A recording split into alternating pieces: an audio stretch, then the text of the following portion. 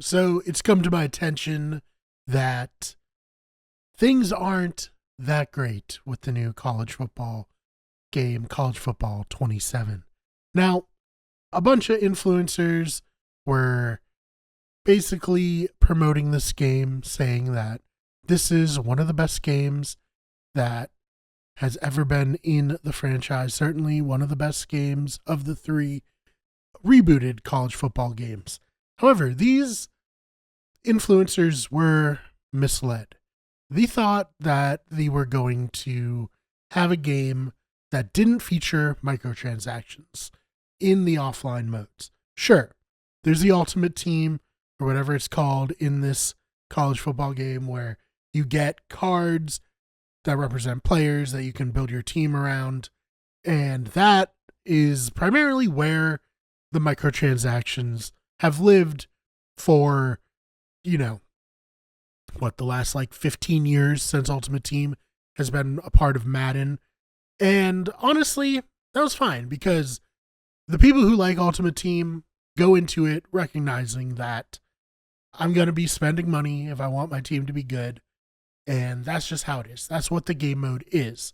What the game mode Dynasty or Road to Glory in college football or, franchise and superstar mode for Madden aren't are offline modes that have microtransactions. That's not something that players expect. Well, unfortunately, that is what we should be expecting because EA Sports has finally added microtransactions to offline game modes. So the way they do this is essentially making it so either your coach in Dynasty mode or your player in Road to Glory starts off at a very low level, and gaining XP to improve your player is extremely slow. So what are you going to do if you're trying to improve your player, but you can't do it quickly? You're going to try to find the quickest way to do it. And unfortunately, that quickest way to do it is buying points to add to your character. That's right. For the first time in this franchise, you're going to have to shell out money in a mode that only exists offline. For Road to Glory, you're only playing with these characters for max 5 years, but probably 4 years, and then they're gone. Then all the money that you invested into these players is gone. Now, Dynasty is 30 years, and I mean, look, I'm not somebody who ever messed with the XP sliders in my Dynasty mode. I just, went forward with it and was like, hey, well, this is what I want to do.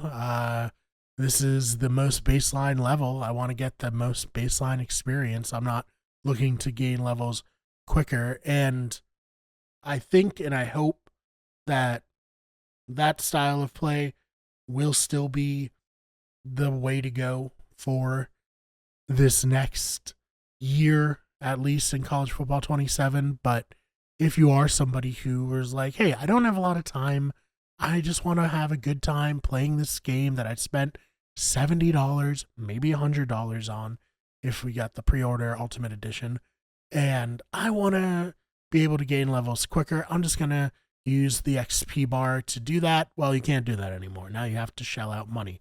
So this has been something that has torn through the community surrounding these college football games, and let's head over to GameSpot, who did a write-up about it, and Mark Delaney, who writes, College Football 27 is pissing everybody off. Ask players what their favorite mode is in EA's revitalized college football series, and most will tell you it's Dynasty or Road to Glory, which give players control of an entire school football program or a created player, respectively. Unlike Ultimate Team, EA's long-standing pay-to-win mode, seen in all of its sports games, and these modes have largely been untouched by microtransactions. But College Football 27 has crossed the line, according to many players who have voiced their frustrations online.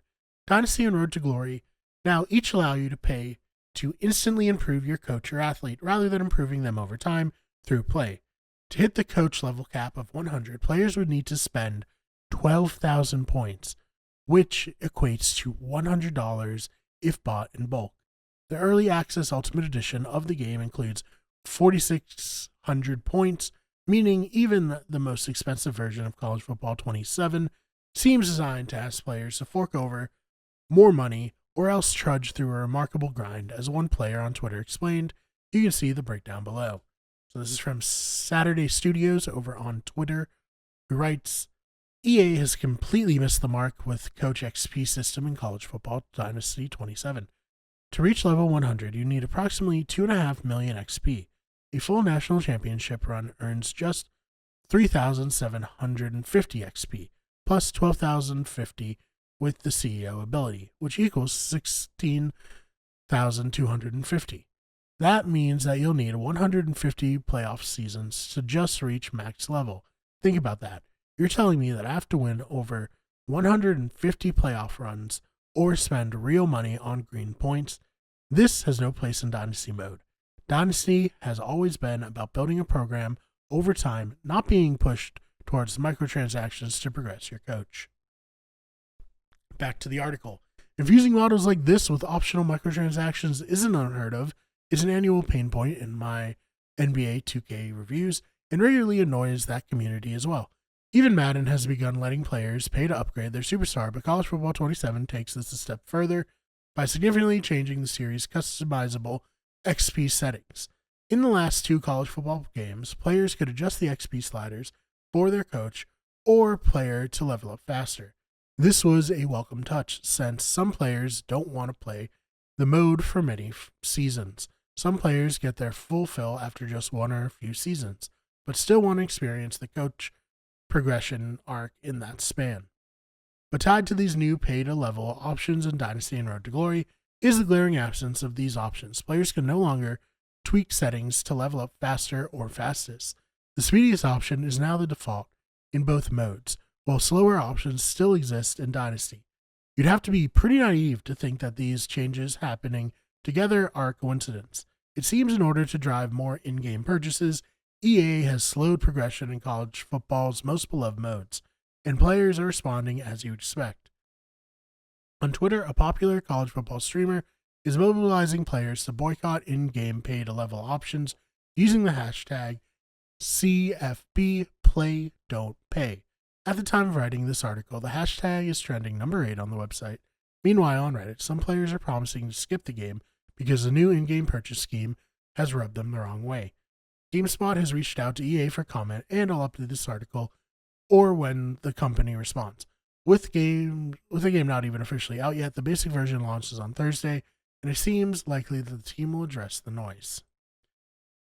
So let's head over to Twitter and Boudreaux. Boudreaux, if you don't know, is probably the premier college football YouTuber. You know, he really cut his teeth back in the day on, College Football 14 and has just parlayed that into quite a bit of success with the reboot.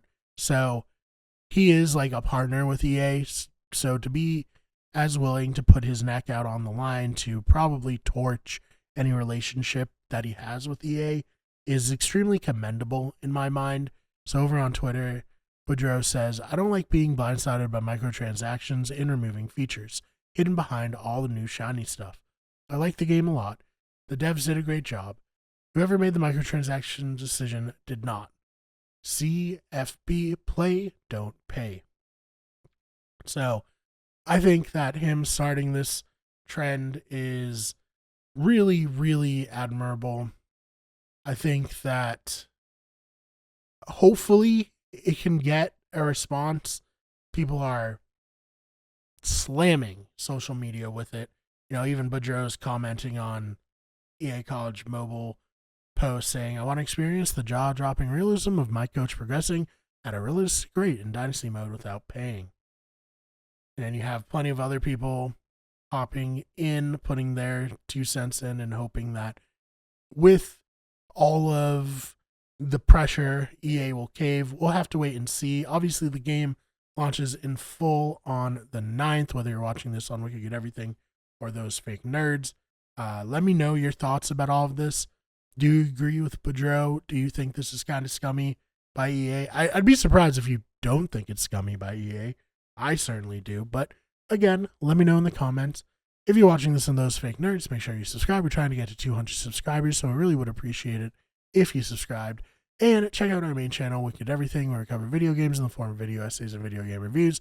Check out our sports channel, where you get sports if you like sports news. And our podcasting channel, Better Radio. Currently, we're covering House of the Dragon and about to start Big Brother 28, so you don't want to miss it. Anyways, really do appreciate you checking this one out, and I will see you in the next one.